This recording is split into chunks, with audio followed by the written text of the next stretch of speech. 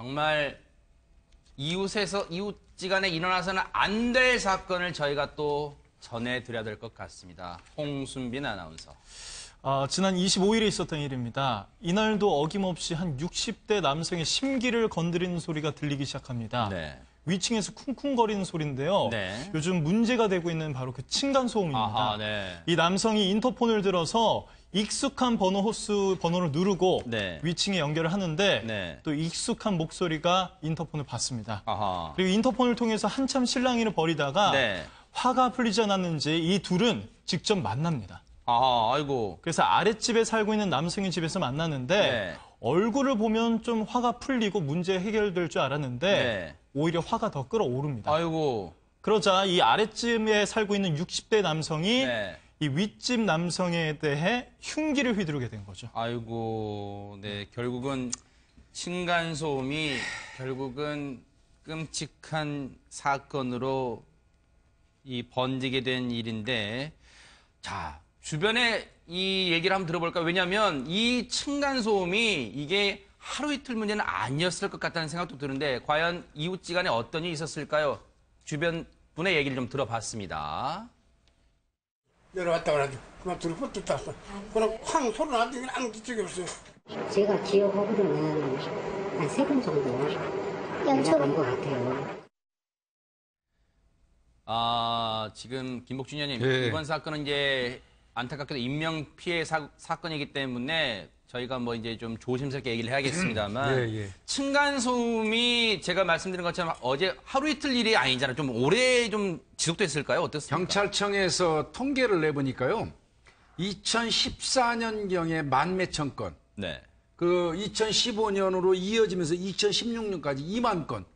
기하급수적으로 좀 늘고 있어요. 네. 층간소음 문제가. 근데 이제 그 층간소음 문제가 뭐 보니까 어떤 애완동물에 의한 거. 네. 그 다음에 이제 아이들이 쿵쿵거리면서 뛰어노는 거. 네.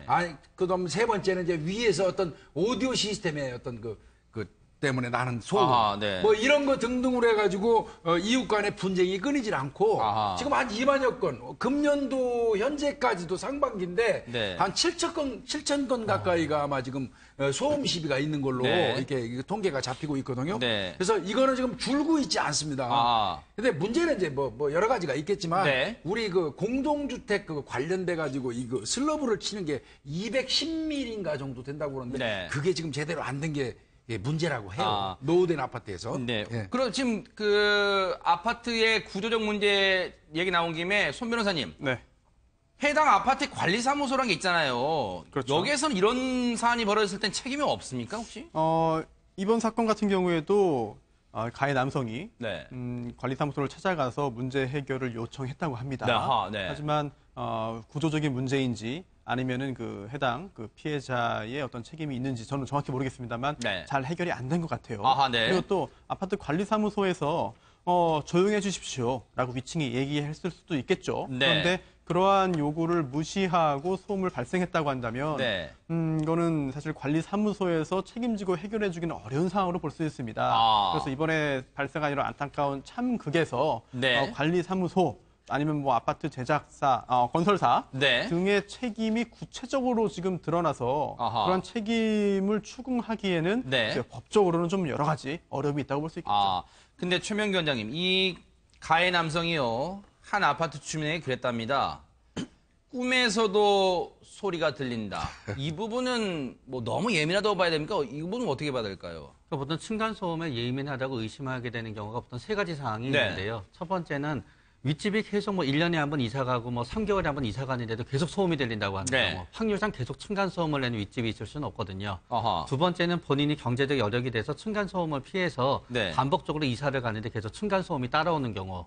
그 경우에도 이제 있을 수는 없는 일이지요. 네. 또 세 번째 경우는 윗집이 10년이면 10년 계속 살았고 네. 나도 10년이면 10년 계속 살았는데 네. 뭐 3, 4개월 전부터 갑자기 윗집이 아무런 변화가 없는데 네. 우울해지고 뭐 실직하게 되면서 층간소음이 심해졌다고 하는 경우. 이런 경우는 층간소음의 피해자라는 당사자가 예민한 게 맞습니다. 네. 거기에 대해서 이 경우에 하나 더 걱정이 되는 점은 뭔가 하면 이분이 술을 드시고 이런 거잖아요. 네. 우리가 이분이 술을 얼마나 많이 마셨는지 모르겠지만 매일매일 다량의 술을 마시게 되면 잠을 자서 꿈을 꿀 때 마치 환청처럼 선명한 꿈을 꾸게 됩니다. 네. 그렇기 때문에 실제로 들리지 않는 소음이 술을 마시고 잠을 자면서 네. 꿈의 형태로 들리게 되는 경우도 간혹가다 있을 수 있습니다.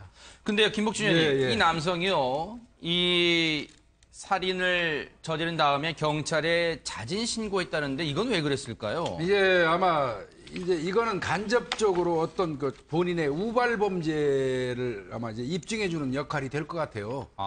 본인이 어떤 계획에 의해서 불러 내려 가지고 위친 사람 아니겠습니까? 네. 그 사람을 불러 내려 가지고 살해할 의지를 가지고 있어서 살해를 한 거라면 신고를 했겠어요? 또 물론 또 살해를 할 의지가 있다고 그러면 찾아가서 하지 네. 자신의 집으로 오라 그래가지고 어떤 살해 행위를 저지르는 사람은 없습니다. 네. 그러다 보니까 이제 우발 범죄 그동안 네. 이제 아래층이다 보니까 뭐 피해 의식이 굉장히 그 누적돼 있었을 가능성이 많고요. 네. 게다가 또 이분이 보니까 당시에 술이 좀 취해 있었던 것 같습니다. 그래서 이제 내려온 사람하고 원만하게 대화가 안 되다 보니까 네. 너 내려와 이래서 이제 내려왔을 거 아니에요.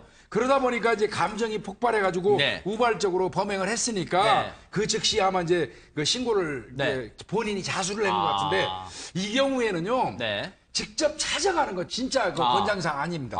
찾아가지 말고요. 네. 층간 그 이웃사이 센터 있어요. 네. 그 166에 264이라고 네. 글로 전화해가지고 중재받는 게 좋습니다. 알겠습니다.